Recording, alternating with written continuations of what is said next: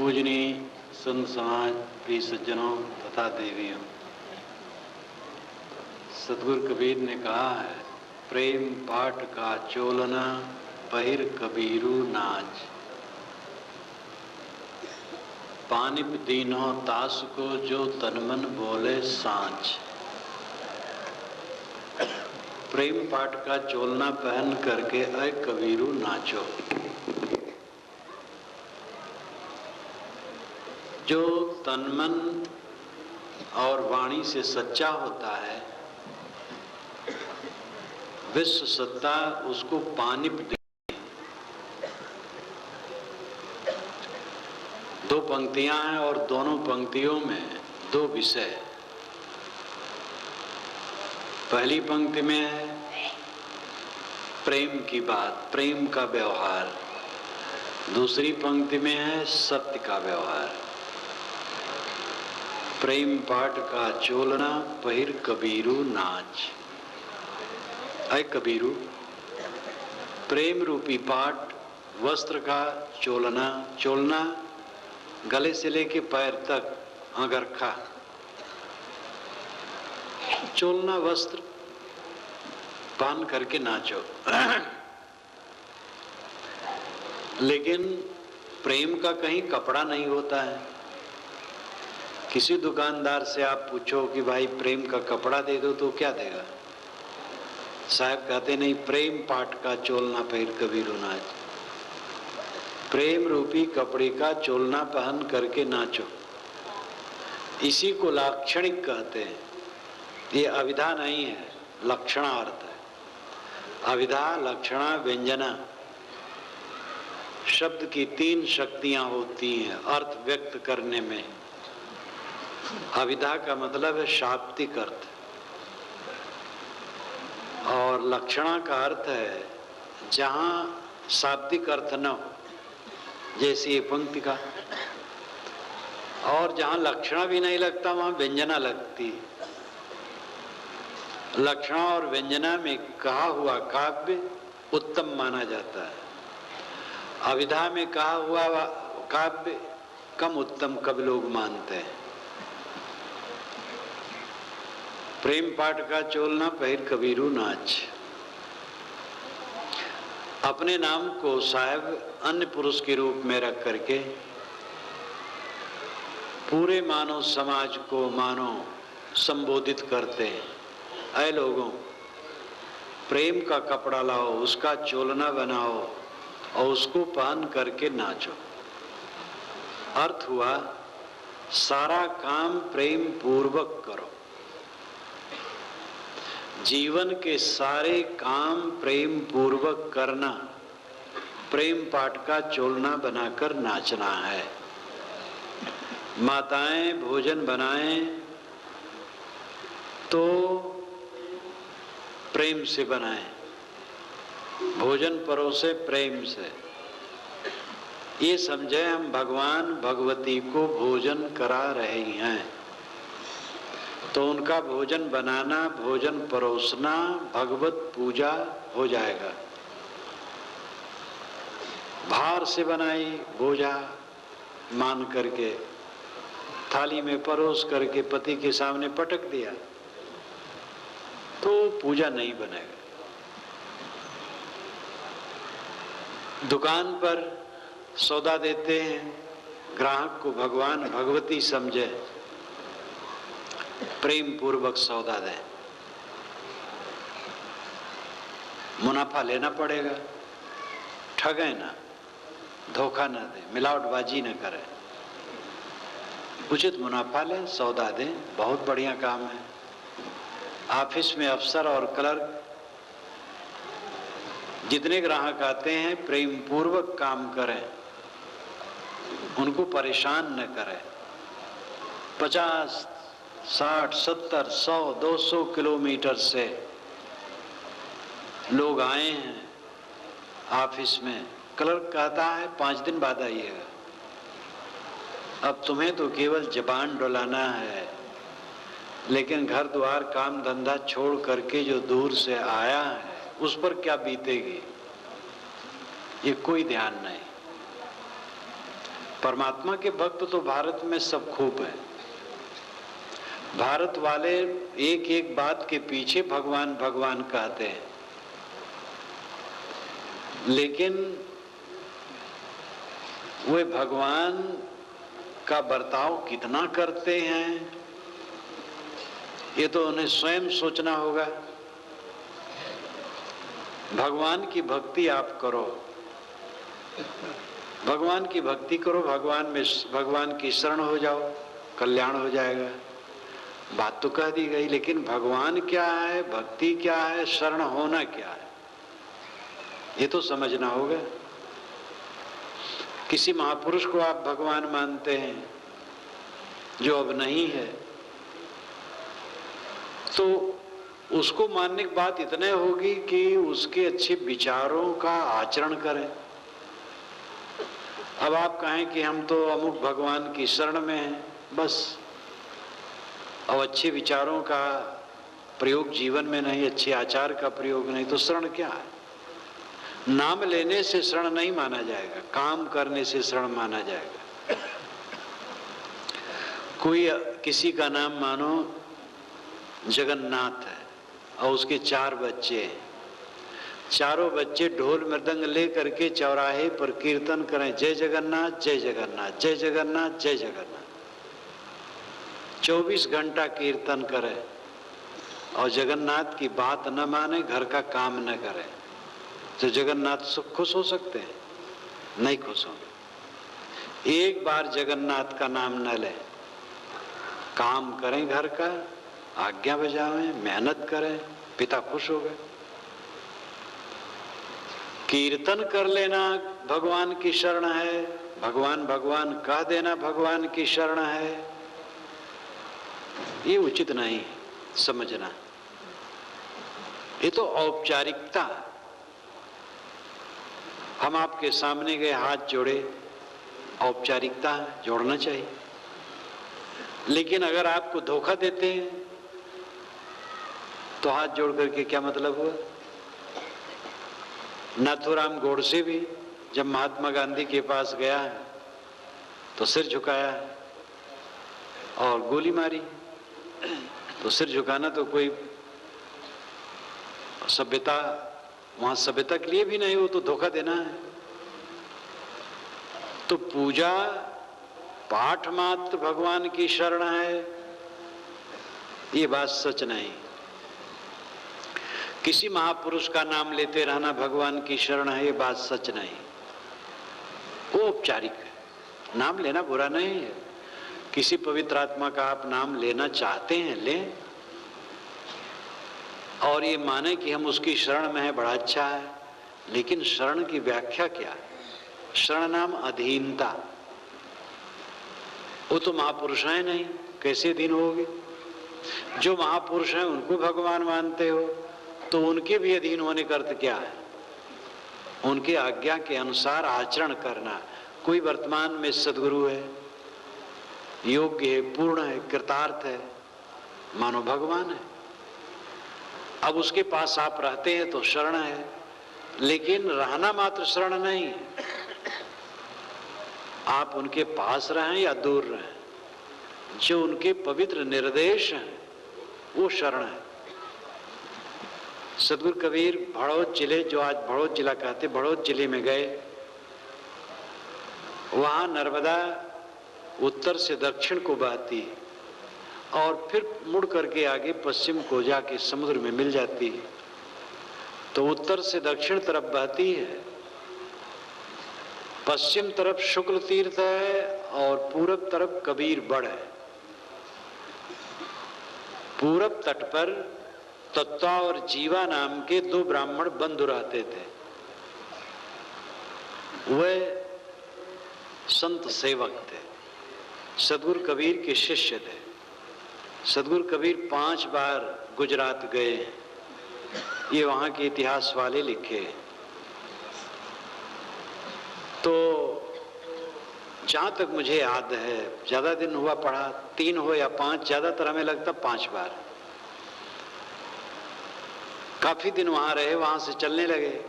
तत्वा जीवा ने पैर पकड़ लिया कि महाराज हम आपको चाहते हैं, आप यहीं रहें, हम सेवा करेंगे।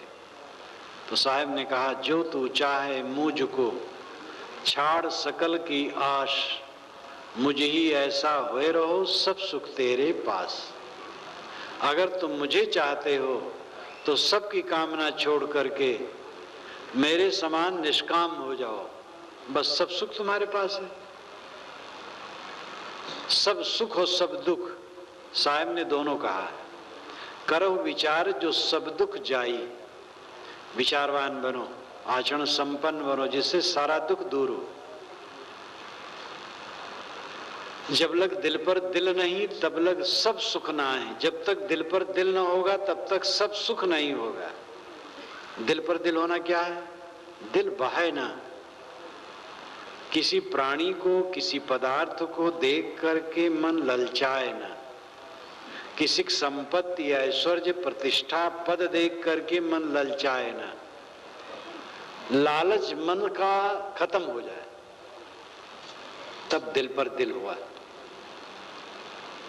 तब सब सुख उत्पन्न होता है। सब सुख का मतलब परम शांत, निर्भयता, दुख दुख दिल का खत्म। तो मुझे ही ऐसा हुए रहो सब सुख तेरे पास। साहब ने कहा कि मैं यहां रह करके क्या करूंगा? अरे तुम जैसे मैं निष्काम हूं वैसे तुम भी निष्काम हो जाओ, यही हमारी शरण है। जो तू चाहे मुझको, छाड़ सकल की आश। अगर तू मुझे चाहता है तो मेरे देह को पकड़ करके मत बैठ, जैसा मैं हूं वैसा बन, मुझे ऐसा हुए रहो निष्काम, सब सुख तेरे पास। तत्व जीवा ने कहा महाराज आप तो बनारस चले जाएंगे और मैं यहां समुद्र के किनारे, कैसे कल्याण होगा? तो साहब ने कहा जो गुरु बसे बनारसी, शिष्य समुंदर तीर, बिसराए बिसरे नहीं जो गुण होए शरीर। गुरु बनारस में बसते हैं, उससे समुद्र के निकट है, लेकिन अगर अपने जीवन में सद्गुरु के उपदेश हैं, वो सद्गुण बसते तो बिसराए बिसरेगा नहीं। तो अर्थ यह है किसी महापुरुष की शरण या भगवान की शरण का अर्थ क्या है? जिससे चित्त निर्मल हो, वाणी निर्मल हो, कर्म निर्मल हो, वह काम करना, ये भगवान की शरण है। और भगवान की शरण क्या है? खोजो दुनिया में कहीं भगवान मिलेगा? भगवान शब्द में आप पढ़े हैं खाली, भगवान की शरण, भगवान की शरण। न दुकान पर भगवान मिलता है, न ऑफिस में भगवान मिलता है, न खेत में, न कारखाने में, न सड़क पर। भगवान खाली मंदिर मस्जिद में मिलता है। मंदिर में बुत मिल जाता है, मस्जिद में सफम सफाई, दीवार मिल जाती है। बस यही दो जगह भगवान मिलते हैं, और कहीं भगवान नहीं मिलते हैं। लेकिन मंदिर मस्जिद उपासना की जगह है, अपना अपने ढंग से कुछ कर लो। असली भगवान तो आपके कार्य क्षेत्र में फैले, ये प्राणी भगवान है,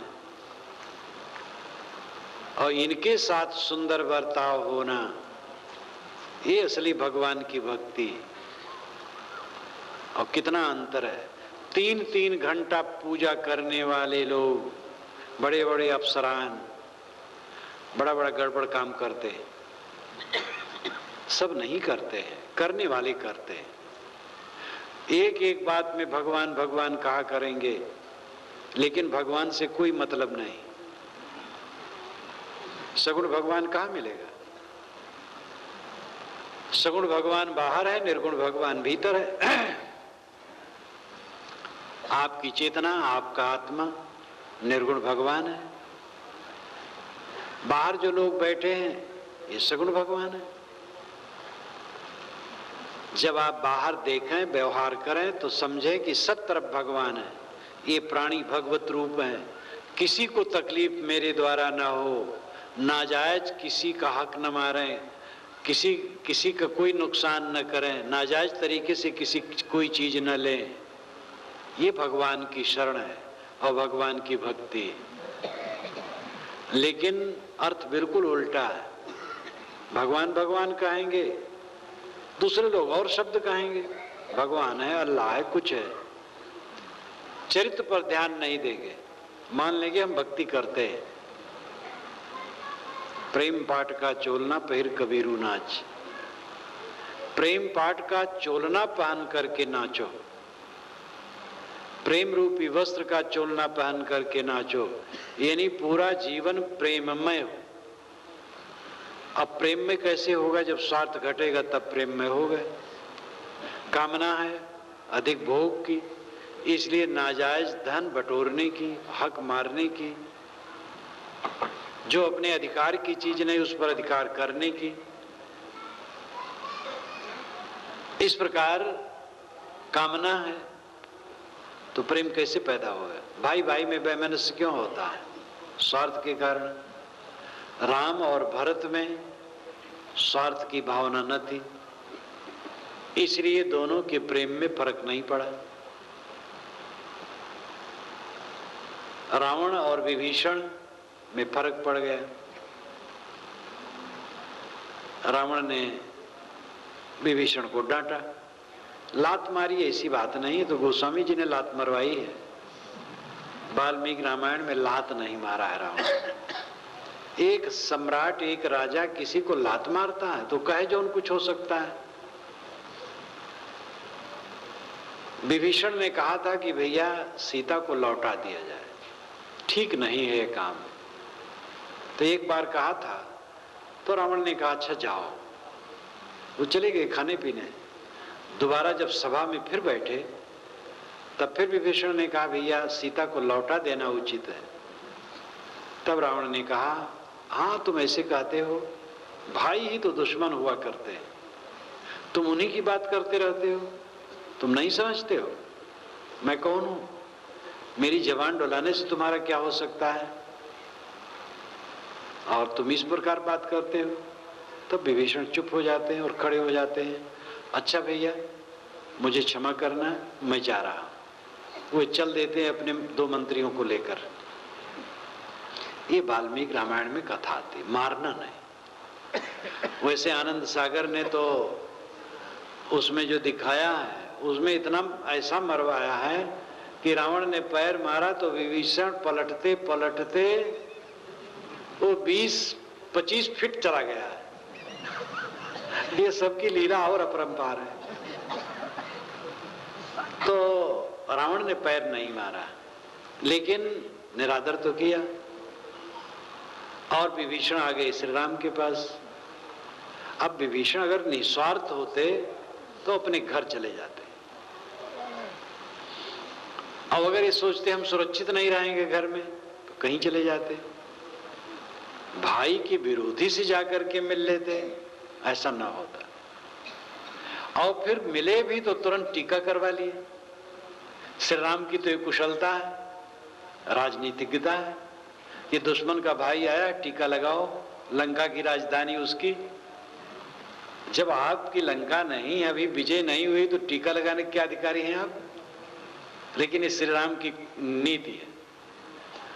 और विभीषण का स्वार्थ है। राम ने खुश कर दिया उसको, फिर सारा भेद वो बताता रहा। तो पवित्र हृदय वो नहीं कहा जा सकता है, लेकिन श्री राम और लक्ष्मण का, भरत का जो पारस्परिक प्रेम है निस्वार्थ है, पवित्र प्रेम है। राज की इच्छा राम को नहीं है, राज की इच्छा भरत को नहीं। इसलिए राम और भरत के बीच में राज्य हो गया कंदुक, गेंद। ये प्रेम का फल है। जहां स्वार्थ जीता जाएगा वहीं प्रेम फलेगा। अगर ज्यादा भोग की इच्छा है प्रेम कहां फलेगा? साहब ने कहा आधी और रूखी भली सारी शोक संताप, जो चाहेगा चूपड़ी बहुत करेगा पाप। आधी रोटी अच्छी है, पूरी रोटी नहीं, आधी रोटी, और रूखी हो, घी उसमें न लगाओ। और सारी शोक संताप, एक पूरी रोटी खाना तो शोक संताप है, और जो चाहेगा चूपड़ी, घी लगाना चाहेगा तो बहुत पाप करेगा। तो इसका मतलब जितना कि ये फेंक देना चाहिए, आवाज से आधी रोटी खाना चाहिए। तो यहां भी लाक्षणिक है, अभिधा अर्थ नहीं। इसका अर्थ नहीं है कि आप आधी रोटी खाया करें और सूखी खाया करें। घी है, लगाना चाहते हैं लगा लें, खाएं। और आधी रोटी में पेट भरता आधी खाएं, 2 में भरता 2 में खाएं, 4 में भरता है 4 में खाएं, हल्का खाएं बस। अर्थ यहां है कि रूखा सूखा जो सहज मिल जाए तो समझ लो भला है। अब अगर तुम भोग करना चाहोगे तो शोक संताप पैदा होगा। अब अगर ज्यादा ऐश्वर्य चाहोगे तो पाप करोगे। पाप क्यों होता है? ज्यादा ऐश्वर्य की इच्छा से। हजरत मोहम्मद ने हदीस में कहा है कि तुम्हारा अधिकार केवल रोटी नमक पर है और कुछ नहीं। स्वयं उनको सप्ताह में कई बार ऐसा प्रसंग पड़ता था कि सप्ताह में 2 दिन भी जौ की रोटी पेट भर मिलना मुश्किल होता था। ऐसे भी उनके दिन आए थे। कोई महापुरुष कठिनता से गुजर करके कुछ करता है। जब उन्होंने प्रचारक भेजा एक तरफ तो कहा देखो सुख में न फंसना, नहीं तो कुछ नहीं कर पाओगे। तो भोग ऐश्वर्य अगर हम चाहते हैं तो पाप करेंगे। दूसरे का ड्राइंग रूम देखे, ऐसी ऐसी चीजें सजी हैं, ऐसे हमारे होना चाहिए। दूसरे की गाड़ी ऐसी गाड़ी होनी चाहिए। बस तुलना तुलना तुलना, मन को नरक बना रखा है। आपकी झोपड़ी राजमहल है, अगर आपकी साइकिल है तो हेलीकॉप्टर समझ लीजिए। अब आपका जो कुछ है वही आपका ऐश्वर्य है। उसी में मस्त रहिए, परिश्रम कीजिए, बढ़ जाए अच्छा है। मैं नहीं कहता विकास न करो। विकास का अर्थ क्या है? खाली कूड़ा कचरा बटोर लेना विकास है? ये दुनिया की चीज सब, ये संसार सकल है मैला, राम गहे ते सूचा। कहें कबीर राम नहीं छाड़ो, गिरत परत चढ़ी ऊंचा। ये सारा संसार मैला है, राम पवित्र है। कूड़ा कबाड़ बटोर लेना हम विकास मान बैठे हैं। विकास है चित्त की निर्मलता, वाणी की निर्मलता, कर्मों की निर्मलता, चित्त की प्रसन्नता, आनंद, निर्भयता।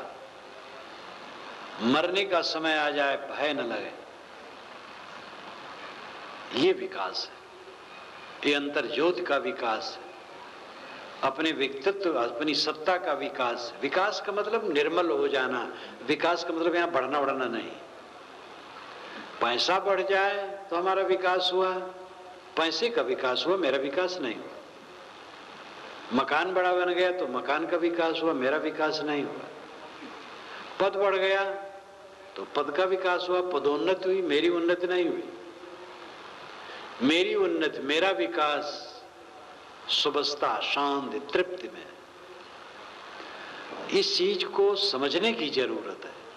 इस चीज को हम समझते नहीं, बस तुलना करते हैं। उनकी ये चीज हमारी आ जाए, अरे ये चीज ठाकुर काजर, ठाकुर कारी, गाल में लगे तो कालिक है, आंख में लगे तो काजल है। आपने परिश्रम किया है मिला है, या किसी ने प्रेम से दिया है, बढ़िया है। लेकिन आप छल छद्म करके, धोखा देकर, ठग कर कोई चीज का उपभोग करना चाहते हैं तो अपने पैर में कुल्हाड़ी मार रहे हैं। ये नियम किसी को छोड़ता नहीं है, समझ लो। प्रकृति का नियम किसी को छोड़ता नहीं है। ईश्वर की आंखें हर जगह हैं, उससे छिपा नहीं सकते। इसका मतलब क्या है? आप अपनी आंखों से अपनी हरकत को क्या छिपा सकते हैं? आपकी आंखें ईश्वर की आंखें, आपकी अंतरात्मा ईश्वर है। हम चोरी करें तो दूसरा कोई न जाने संभव है, लेकिन मेरी अंतरात्मा न जाने ये संभव नहीं है। दूसरे की आंखें न देखें ये संभव है, लेकिन मेरी आंखें न देखें ये संभव नहीं है। आपकी आंखें परमात्मा की आंखें हैं, आपकी अंतरात्मा परमात्मा है, और उसको आप धोखा नहीं दे सकते। जो जो हम करते हैं सबकी रिकॉर्डिंग अंदर में चलती है, और ये रिकॉर्डिंग ऐसी अद्भुत है, ये खराब नहीं होती। देखो यहाँ रिकॉर्डिंग प्रवचन का कर रहे हैं, ये खराब हो सकती है, कुछ गड़बड़ हो जाए, आएगा ही नहीं, आ जाएगा तो भी खराब हो जाएगा। लेकिन मन की रिकॉर्डिंग खराब होती ही नहीं, वो तो परिपाक फल दे करके समाप्त होती है। ऐसा संवेदनशील हमारा मन है, और हम शराब पी करके इतने बदहोश हैं कि जो नहीं करना चाहिए वो करते हैं, जैसा नहीं बोलना चाहिए वैसा बोलते हैं, जैसा नहीं सोचना चाहिए वैसा सोचते हैं, और अपने जीवन को नरक में डाले चले जाते हैं रात दिन, और उन्नत कर रहे, कौड़ी जोड़ रहे। कुछ लोग कौड़ी के इतने नशे में हैं, पता नहीं क्या क्या अपराध करके पैसा बटोरते जाते हैं, और बुढ़ापा में उनके चित्त में नस्तर गड़ता है। खूब अपराध करके पैसा बटोरे, बड़ी बिल्डिंग बना दिए, और उसी बिल्डिंग में रह करके बच्चों और बहुओं से उपेक्षित। तब लगता है मैंने ये पाप क्यों किया। साधारण मकान होता क्या बुरा होता। ये पक्का है कि जो हम दुष्कर्म करेंगे उसका परिणाम हमारे सामने आएगा, सुकर्म का परिणाम हमारे सामने आएगा। इसको काटने की शक्ति दुनिया में किसी के पास नहीं। कोई भगवान, कोई परमात्मा, कोई देवी देवता काटने की क्षमता नहीं रख सकता। आप ही को काटना पड़ेगा। गलत रास्ता छोड़ दें, सही रास्ता पकड़ लें, तो फिर बुराई के रास्ते से हट सकते हैं, कल्याण कर सकते हैं। इसलिए पाप कटवाने के जो चक्कर है वो तो भूल जाइए। ये तो नाना मत के गुरुओं ने जो हल्ला किया है बड़ा खतरनाक हो गया। साथ साथ ये बात है कि आदमी कमजोर है, उससे गलतियां होती हैं, तो गलतियां हो गई तो क्या करे, तो गलतियां फिर न करे, पश्चाताप करे, गलती छोड़ दे और शुभ मार्ग में चले, तो चित्त निर्मल होगा, उसका कल्याण होगा। अगर फिर से गलती न दोहराए तो उसका कल्याण निश्चित है। शुद्ध मार्ग पर चलने से अशुद्ध संस्कार भी धुलते हैं। कितने हिस्ट्री शीटर होते हैं, पुलिस पीछा करना छोड़ देती है क्योंकि वह चोरी छोड़ देते हैं। 10 बरस हो गए, 20 बरस हो गए, पुलिस भी जानती है बिल्कुल साधु स्वभाव है। तो सुधार का रास्ता है दुष्कर्म का परित्याग। ये नहीं कि दुष्कर्म करते चले और सुधार होता जाएगा। भगवान भगवान कहें, भगवान काट देंगे।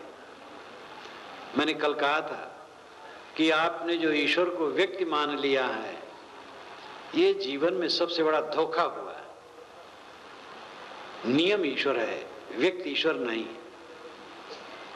व्यक्ति कोप और कृपा करता है, नियम न कोप करता है न कृपा करता है। नियम तो एक कंप्यूटर है, और कंप्यूटर तो खराब होता है, लेकिन विश्व सत्ता का नियम ये कंप्यूटर खराब नहीं होता है। वेद में आया कि विश्व सत्ता जिस धुरी पर चल रही है वो धुरी कभी गर्म नहीं होती है। रथ का धुरा गर्म हो जाता है, गाड़ी का धुरा गर्म हो जाता है, लेकिन विश्व सत्ता जिस धुरा पर चल रही है वो धुरा गर्म नहीं होता है। ये विश्व का रस सूखता नहीं, सब समय संसार चलता रहता है। तो विश्व सत्ता के जो नियम है ये अबाध है, इसका उल्लंघन कोई नहीं कर सकता है। करेगा ठोकर खाएगा, दुख पाएगा। इसलिए अगर ये दुनिया के सभी गुरुजन और संप्रदाय वाले संत महात्मा पंडित मौलवी जो कहो, अगर इस बात को समाज को सिखाएं तो बहुत परिवर्तन आए। लेकिन इस पर तो कभी थोड़ा कह दिए जरा से, भगवान की शरण ले लो सब बेड़ा पार हो जाए। ऐसा ऐसा कह डाला गया है कि ये पूजा कर लो, गायत्री जप लो शाम को तो दिन भर का पाप कट जाएगा, और सुबह जप लो तो रात भर का कट जाएगा। गायत्री का पाठ करने से ब्रह्म हत्या, गुरुपत्नी के साथ गमन और दुष्कर्म हुए हैं सब कट जाता है। अब ये सब तो गायत्री का भयंकर दुरुपयोग है। वेदों में गायत्री, बृहति, पंक्ति, जगती इत्यादि छंदों के नाम हैं। उसमें गायत्री एक प्रसिद्ध छंद है जिसमें 24 अक्षर होते हैं। बीजक व्याख्या के प्रथम खंड की दूसरी रमैनी की व्याख्या में मैंने गायत्री को दिया है और उसके अक्षरों को अलग अलग बताया है। 23 अक्षर हैं प्रसिद्ध गायत्री में, इसलिए कुछ विद्वान वरेण्यम को वरेणियम कहते हैं तो 24 बना लेते हैं, अड़ा आधा रहता तो पूरा बना लेते हैं।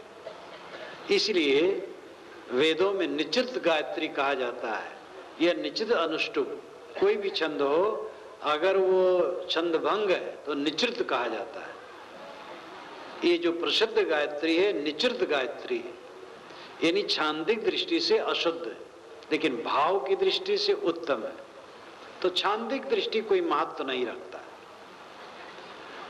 नदियां टेढ़ी होती हैं लेकिन पानी मीठा होता है, गन्ना टेढ़ा हो सकता है लेकिन रस मीठा होता है। जो मंजरियां हैं, लताएं हैं, उनकी वक्रिमा, उनका टेढ़ापन कितना मनोहर लगता है। इसलिए छांदिक त्रुटि का कोई मूल्य नहीं, गुण का महत्व है। घी के लड्डू टेढ़ो बेड़, ये कहावत है उस क्षेत्र में। घी का लड्डू हो, टेढ़ा मेढ़ा भी हो तो पौष्टिक और स्वादिष्ट तो है ही। तो गायत्री छंद का अर्थ सुंदर है लेकिन छांदिक दृष्टि से त्रुटि है। और विश्वामित्र के कंठ से निकला है तीसरे मंडल के 62वें सूक्त का ये 10वां मंत्र है। और विश्वामित्र, विद्वान लोग कल्पना करते हैं, लिखा तो कहीं नहीं है इतिहास, कल्पना करते हैं कि जब वे वशिष्ठ से हार गए, ये तो निश्चित है, वेद से भी पता चल जाता है वशिष्ठ और विश्वामित्र का विवाद। पुराणों में तो विश्वामित्र क्षत्रिय हैं लेकिन वेदों में विश्वामित्र क्षत्रिय नहीं है, ब्राह्मण है। तो विश्वामित्र हार जाते हैं तो उनको बड़ी ग्लानि होती है और सरोवर पर, आश्रम के बाहर सरोवर पर बैठे ग्लानि में डूबे रहते हैं। पूरब तरफ से सूरज की आभा, जिसको उषा कहते हैं, उषा निकलती है तो इनका मन खिल जाता है। और उसी समय के सूरज को सविता कहते हैं। सविता और सूरज में थोड़ा फर्क माना जाता है एक ही बात। सायण ने अपने भाष्य में लिखा, उदयात पूर्व भावी सविता, उदयास्त मैं बरती सूर्य। सायण ने वेदों का भाष्य किया, सभी वेदों का और ब्राह्मण ग्रंथों का, और उन्होंने वेदों के लिए तो विश्वकोश दे दिया। तो बड़े समर्थ भाष्यकार हुए आज से 700 वर्ष पूर्व। तो उन्होंने सविता और सूर्य की परिभाषा की, उदय पूर्व भावी, उदयात पूर्व भावी सविता, उदय अस्तमय वर्ती, उदयास्तमय वर्ती सूर्य। उदय के पहले जो सूरज का अस्तित्व है उसका नाम है सविता, प्रेरिता, प्रसविता, उत्पन्न करने वाला। उत्पन्न का मतलब सब में शक्ति पैदा करता है।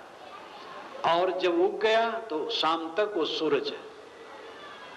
इसलिए गायत्री मंत्र, जो प्रसिद्ध गायत्री मंत्र, उसको सविता मंत्र भी कहा जाता है। उसमें सविता आया है, तत्सवितुर्वरेण्यं भर्गो देवस्य धीमहि धियो यो नः प्रचोदयात्।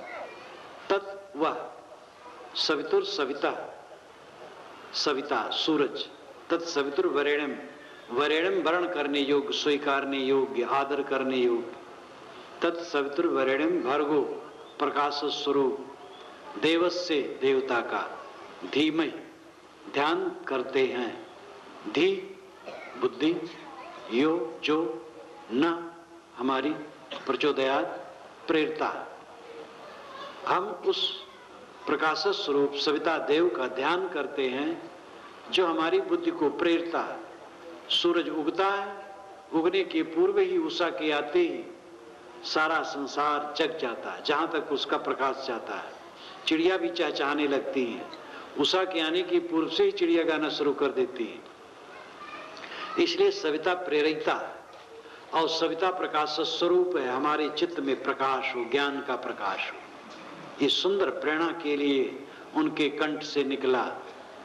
लेकिन आगे चल करके जब वर्ण व्यवस्था हुई तब द्विजातियों के द्वारा पूजा में इसे रखा गया, दीक्षा ही में रखा गया। कब से दीक्षा दे करके द्विजातियों का स्वरूप बनाए तो कहीं इतिहास है नहीं। वेदों में यज्ञोपवीत की बहुत खास बात नहीं है, मालाकार पहनने की बात है। यज्ञोपवीतम परमम पवित्रम, ये सूत्र ग्रंथों के जो वेद के बहुत काल के बाद के। तो कब यज्ञोपवीत पहनाना शुरू किया और ये मंत्र देना शुरू किया तो पता नहीं है, लेकिन ये मंत्र के रूप में द्विजातियों के लिए रखा गया। और फिर जब मंत्र के रूप में हुआ तब महिमा बढ़ी, तो महिमा बढ़ी तो गायत्री की महिमा में बहुत लिखा गया। इतना लिखा गया कि उसको पढ़ो, मान लो, तब फिर रानी से रहना मुश्किल है। क्योंकि सस्ते में सब काम होने वाला है तो फिर आप त्याग तब क्यों करें। ऐसे और भी, खाली गायत्री में ही नहीं, हर जगह पुरोहितों ने बड़ा गड़बड़ झाला किया। लेकिन ये पक्का समझ लेना चाहिए, कोई मंत्र, कोई नाम, कोई पूजा का अपना महत्व है, लेकिन सर्वाधिक महत्व है चरित्र की उज्ज्वलता का। जब तक चरित्र उज्ज्वल न होगा तब तक ये मंत्र तंत्र कुछ काम नहीं करेगा। तो इस चीज को हमें समझना चाहिए कि विश्व सत्ता के नियम के तहत हम अपने कर्मों के फल के भोग के लिए बाध्य। इसलिए कर्म सुधार जीवन का सुधार है। रोटी के साथ घी मिले, दाल मिले, सब्जी मिले कि नमक मिले, कोई परवाह न करो, क्षमा कर दे। लेकिन आपकी अंतरात्मा क्षमा न करेगी, आपका दिल कचोटेगा, मैंने गलत किया, क्यों ऐसा बोला। दूसरे ढंग से बात कर सकता था, मीठा बोल सकता था। अब आपकी अंतरात्मा परेशान हो रही है। लेकिन बात करने के नियम को समझ करके वैसा बोलते। बात करने का नियम क्या है? दो व्यक्ति जब मिले तो आपस में वहां से बात शुरू न करें जहां परस्पर विरोध है, वहां से शुरू करें जहां परस्पर विचार मिलते हैं, और विरोध वाली बात को बचाएं। विरोध वाली बात जब कभी कही जाए तो बड़ी सावधानी से, बहुत समझ करके, उलझा न जाए। ये पक्का समझ लो कि आप सबको सुधार नहीं सकते, कोई नहीं सुधार सका है। हजारों खिज्र पैदा कर चुकी है नस्ल आदम ने, ये सब तस्लीम, लेकिन आदमी अब तक भटकता है।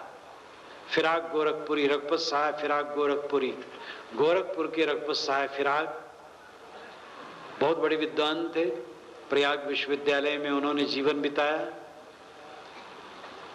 सन 69 में हमारी उनकी मुलाकात गोरखपुर में ही हुई थी। ये उनकी पंक्तियां, हजारों खिज्र पैदा कर चुकी है नस्ल आदम ने, आदम की नस्ल ने, इंसान की वंश परंपरा ने हजारों उपदेष्टा पैदा किए। खिज्र नाम उपदेष्टा, ये सब तस्लीम स्वीकारता हूं, लेकिन आदमी अब तक भटकता है। तो जो ये उपदेशकों को भ्रम है कि मैं सबको जगा दूंगा, ये भी भयंकर नशे में है। आज तक कोई जगह पाया है?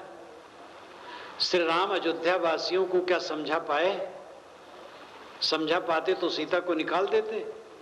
अगर ये कहानी सच है तो कितना द्रावक है। श्री राम जहां बैठे, अयोध्या वासी श्री राम से उदास है, उनकी आलोचना करते हैं। धोबी ने ताना मारा, राम ने सीता को निकाल दिया। वाल्मीकि रामायण में धोबी की कोई चर्चा नहीं।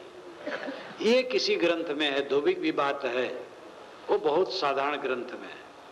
वाल्मीकि रामायण जो सबसे प्रथम है उसमें है शाम के टाइम श्री राम बैठे तो उनके कई ऐसे पेशे नौकरी शुदा मित्र थे, यानी उनको तनख्वाह दी जाती थी, नौकर थे, लेकिन दर्जा उनका मित्रता का था, मित्र की तरह वो रहते थे। और भोजन करके जब श्री राम बैठे तो वे लोग बैठे उनका दिल खुश करने के लिए कुछ बात करें, क्योंकि राजकाज से दिल उलझा रहता है दिन भर। तो शाम को ऐसे लोग उनका दिल खुश करने के लिए अच्छी अच्छी बातें करते थे। उन लोगों से श्री राम ने पूछा, मेरे लिए, मेरी पत्नी के लिए, मेरी माताओं के लिए और मेरे राज शासन के लिए अयोध्या में, अयोध्या के नगर में, चौराहों पर, मुनियों के आश्रमों में, और जैसे आजकल होटल कहते हैं उस जमाने का, ऐसी जगहों में, बैठकों में क्या चर्चा? लोगों ने कहा आपकी सब चर्चा अच्छी है, शासन बढ़िया है, लंका पर विजय की इसमें सब खुश हैं और सारी चर्चाएं अच्छी, एक चर्चा खराब है। वो कौन? आपने जो सीता को फिर रख लिया। लोग कहते हैं रावण के घर में सीता इतने दिन रही और फिर राम ने उनको पत्नी बना लिया, तो मेरी क्या दशा होगी? मेरी पत्नियां भी कहीं भी जा रहे हैं और हमें तो फिर पत्नी के रूप में स्वीकारना पड़ेगा। राम उदास हो गए, अच्छा सब जाओ, सबको विदा कर दिया। लक्ष्मण को बुलाए, लक्ष्मण मैं बहुत पीड़ित हूं और निश्चित है अगर ये सच घटना है तो उसी दिन की बात नहीं है, वे बराबर सुनते हैं, इसीलिए उनसे पूछते भी हैं। और जब बिल्कुल आजिज आ गए हैं तो वे घटना घटी होगी। लक्ष्मण, भरत, शत्रुघ्न तीनों को बुलाते हैं, कहते देखो मैं जो कहने जा रहा हूं तुम लोग उजर नहीं कर सकते हो। लक्ष्मण सुबह सुमंत को ले रथ पर बैठाएं, सीता को ले जाकर के गंगा पार वहां वाल्मीकि आश्रम के जो वन है वहां छोड़ा है और बता देंगे ये अपवाद के डर से तुम्हें उन्होंने जीवन भर के लिए निकाल दिया है। वाल्मीकि रामायण में कोई चर्चा नहीं आती, कोई कुछ कहा हो, चुप। फिर सुबह यही हुआ। अब वो कहानी कहां तक कहूं, बहुत द्रावक है, मैंने रामायण रहस्य में सब लिखा है, कोई पढ़ना चाहे तो रामायण रहस्य पढ़ें। उसमें राम कथा की जितनी किताबें हैं सबका उदाहरण है। यूरोप में जो बनी है रामायणें, पूरी एशिया में जो बनी है, भारत के विभिन्न क्षेत्रों में बनी है, सबका लेखा जोखा है। और वाल्मीकि अध्यात्म और मानस, इन तीनों का तुलनात्मक अध्ययन और समीक्षा है। तो अगर ये कहानी सच है तो राम आज ही जा गए, तब उन्होंने निकाला है। निकालना गलत है कि सही है, ये बात अलग है, लेकिन अयोध्या वासियों को श्री राम समझाने में समर्थ नहीं हुए, तब ऐसा काम किए। श्री कृष्ण के विषय में ऑब्जेक्शन लगा था कि उन्होंने मणि की चोरी की, तो वे तो दूसरी प्रकृति के थे, वे पीछे पड़ गए फिर, और खोज करके उसको निकलवाए जहां से रहा, तो कहने वाले लज्जित हुए। उसकी भी कहानी कहने की यहां फुर्सत नहीं है। गोस्वामी जी ने कहा, अबजस जोग की जानकी, मणि चोरी का कान, तुलसी लोक रिझाई वो, करस कातबो नान। क्या सीता जी अबजस के जोग थी? क्या श्री कृष्ण ने मणि की चोरी की थी? सच है। दुनिया को खुश करना वैसे है जैसे कोई सूत झटके में काटे और महीन काटना चाहे तो असंभव है। झटके में काटोगे और महीन नहीं रहेगा। करस कातबो नान, करस झटके में, नान महीन। दुनिया को खुश करना असंभव है। श्री राम अयोध्या वासियों को न समझा सके, और कितना द्रावक है ये घटना, कितना दुखद है। तो इस संसार में हम सबको जगा सकते हैं, अपने पुत्र को लोग नहीं जगा पाते, अपने शिष्य को नहीं जगा पाते, अपना स्वयं पूरा जगना चाहिए।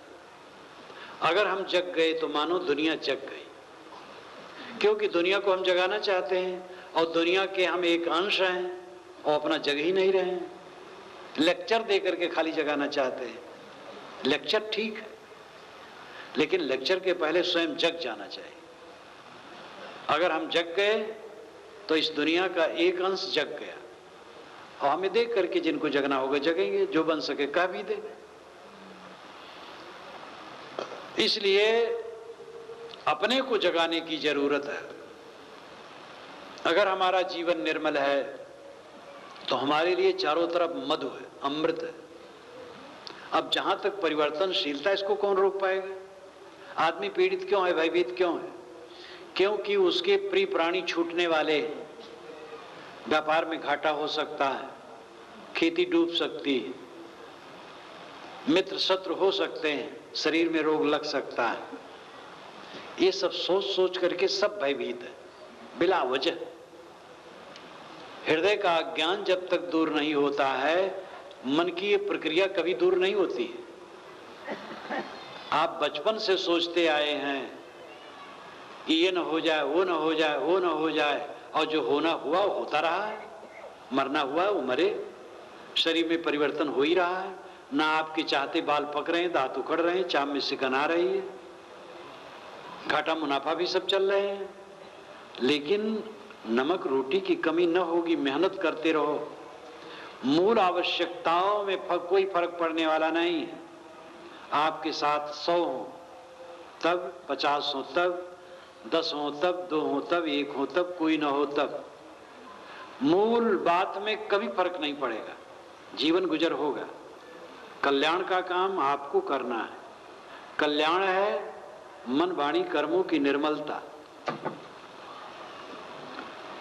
प्रेम पाठ का चोलना पहिर कबीरू नाच, पानी दीनो तास को जो तन मन बोले सांच। जो तन मन और वाणी से सच्चा है उसको विश्व सत्ता चमक देती है। चमक लाना नहीं पड़ता है।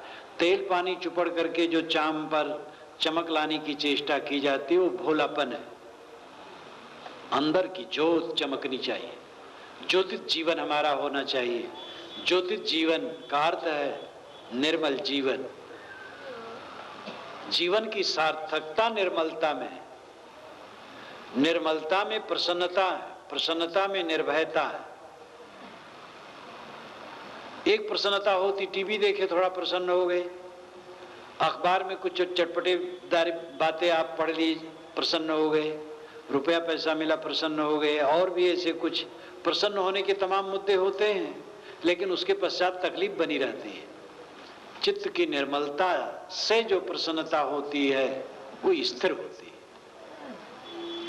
जीवन में सबसे बड़ी उपलब्धि है मन वाणी कर्मों की निर्मलता, और इसी का फल है प्रसन्नता, और इसी का फल है निर्भयता, और निर्भयता ही अमरता। मरने जीने की बिल्कुल चिंता नहीं। सद्गुरु कहते हैं जय मरने से जग डरे मेरे मन आनंद, कब मरी हो कब पाई हो पूर्ण परमानंद। जिस मरने से जगत के लोग डरते हैं, मेरे मन में आनंद है। कब मरूंगा, कब पूर्ण परमानंद पाऊंगा। ज्ञानी जीवन मुक्त पुरुष को भी जब तक शरीर है तब तक शरीर जनित उपद्रव को तो भोगना ही पड़ता है। तो जीवन मुक्त, जीवन मुक्ति में भय तो नहीं है, चिंता तो नहीं है, दुख तो नहीं है, लेकिन शरीर प्रारब्ध का तो भोग करना पड़ेगा। ठंडी गर्मी तमाम प्रपंच है, और शरीर भी नहीं रहा, सब दुख खत्म हो गए। मान लो ये जीवन मुक्ति की बात, ज्ञान की बात समझ में न आए तो आप ये सोचिए कि हम मर जाएंगे तो क्या नुकसान होगा। हमारे कुछ स्वजन रोएंगे, लेकिन कुछ लोगों को खुशी होगी। हमारे मरने पर निश्चित है कुछ लोग खुश होंगे, कुछ लोग रोएंगे, कुछ लोग खुश होंगे। और मर जाना क्या है? अगर आत्मा अमर है, आप मानते हैं, तो शरीर से वियोग मात्र हो गया, मरा तो नहीं।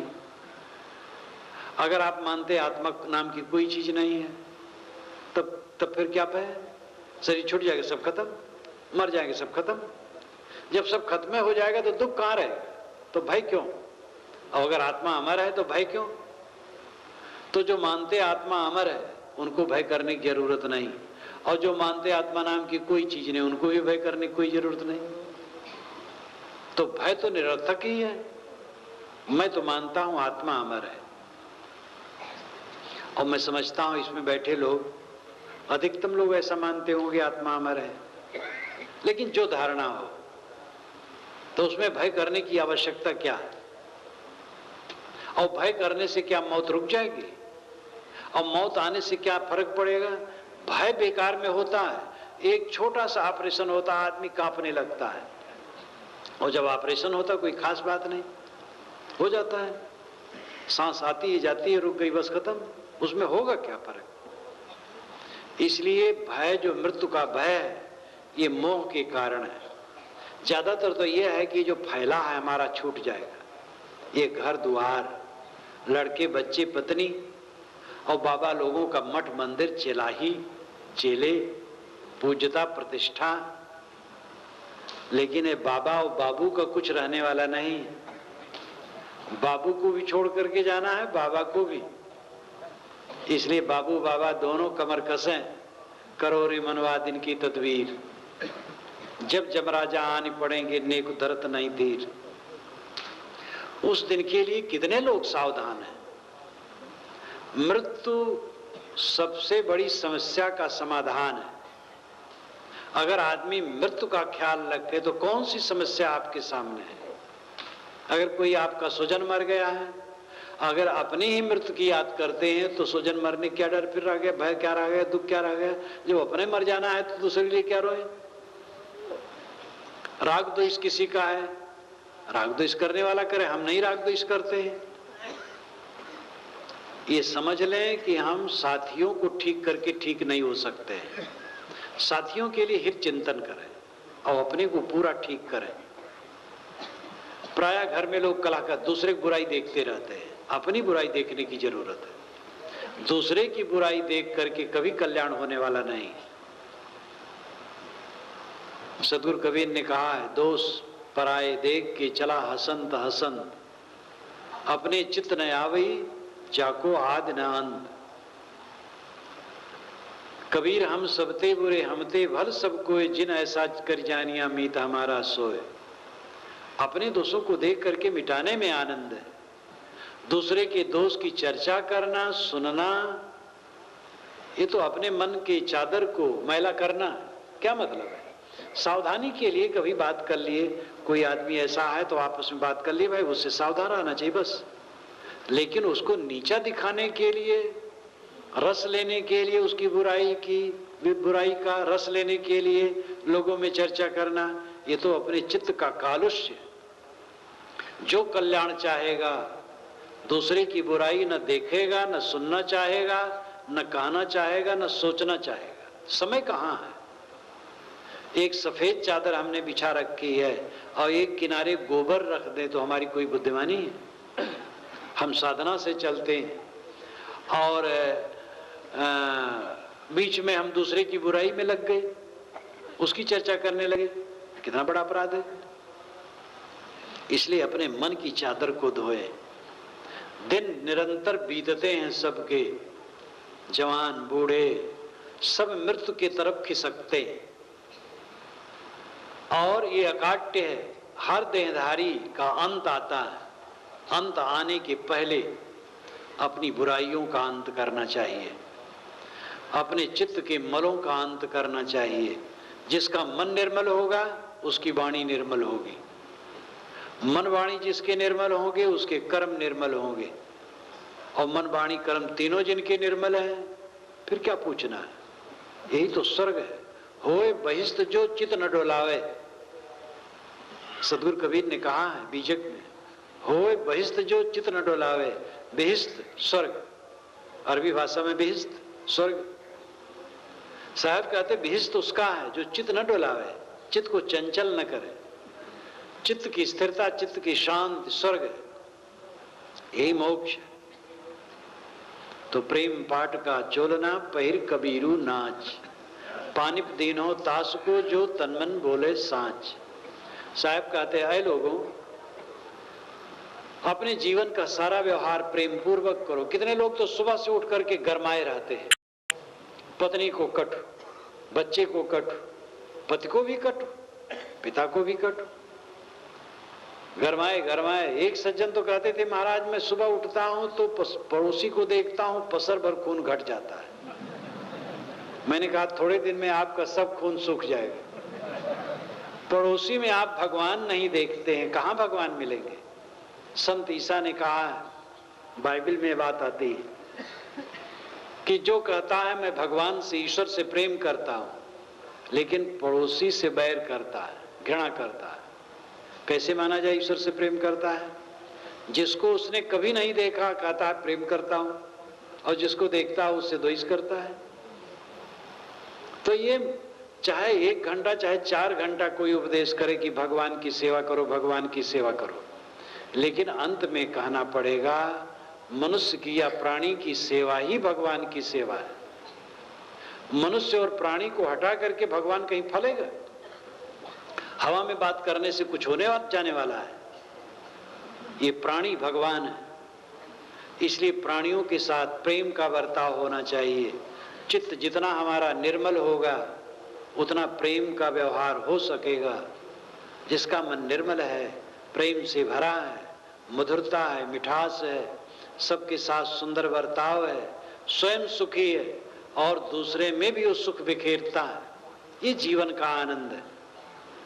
तो प्रेम पाठ का चोलना पहिर कबीरू नाच, प्रेम रूपी वस्त्र का चोलना पहन करके नाचो। यानी जीवन के सारे कर्तव्य प्रेम पूर्वक करो। और पानिप दीनो तास को जो तन मन बोले सांच, तन से, मन से और वाणी से अगर आप सच्चे हैं तो निश्चित है विश्व सत्ता आपको चमक देगी, अपने आप में आप ज्योतित होंगे, जीवन कृतार्थ होगा। इसी के साथ मैं अपनी वाणी को विराम देता हूं और धन्यवाद देता हूं यहाँ के नगर वाले, कॉलोनी वाले, इनको धन्यवाद देता हूं। इन सब का इतना प्रेम रहता है, इतना सद्व्यवहार रहता है कि हमारे आगंतुक आते हैं और जगह जगह टिकाते हैं।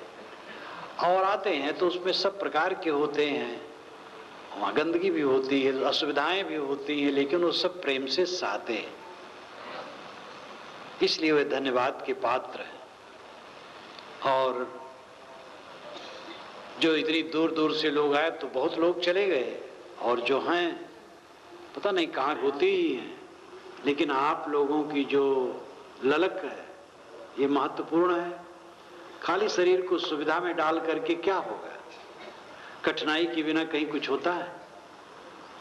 तो कठिनाई उठा करके जो आप आते हैं सत्संग के लाभ के लिए, ये भावना बनी रहे, और यही संबल है, और कहीं संबल मिलने वाला नहीं है। कहीं भी आप सत्संग में जाए तो वहीं संबल मिलेगा। संत सज्जन, इन्हीं से प्रेरणा मिलेगी। आप लोगों को धन्यवाद है। और इस ढंग से आप दूर दूर से आ करके कार्यक्रम संपन्न करते हैं, सत्संग का लाभ लेते हैं। यही भावना जीवन भर बनी रहे और अपने कल्याण पथ में चलते रहें। इन्हीं शुभकामनाओं के साथ मैं अपनी वाणी को विराम देता हूँ। बोलिए सद्गुरुदेव की जय। का 24वां वार्षिक अधिवेशन